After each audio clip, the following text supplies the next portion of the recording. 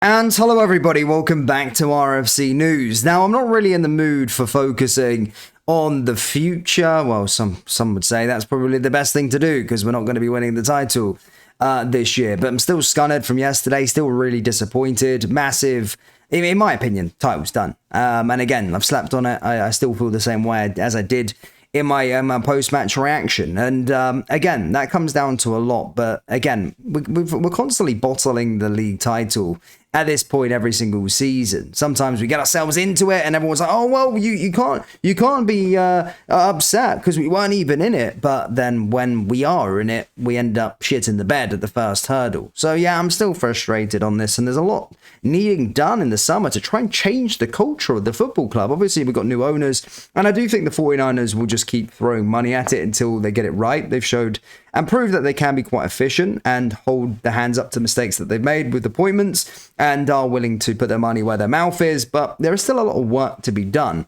come the summer. But one of the positives that I want to speak about from yesterday and from this season in general, and I still don't understand as to why he didn't start yesterday, is Mikey Moore. Now, again, currently at the time of recording, he has 4 games left as a Rangers player. Of course, his loan coming to an end. He's been excellent. He's been a real bright spark, and everything that we kind of do attacking-wise, he's always there, a part of it. And he's a player that I really want to see back at Ibrox next season. Now, again, a lot of people are saying that will probably depend on a lot of different factors. Obviously, Tottenham, whether they're going to be staying in the Premier League or not. And if they do get relegated, then Mikey might get a lot more game time and may be a star player.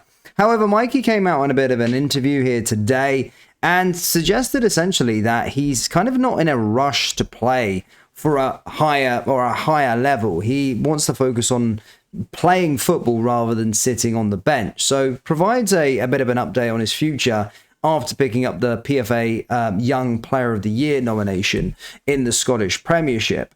And this would probably mark good listening to some Rangers supporters. Remember, it's not under the old regime. These are businessmen that would be willing to make a significant investment if the investment came up, considering they'll probably and will make a lot of money on a player like Mikey Moore in the future. And from a player's perspective, the guy's 18 years old.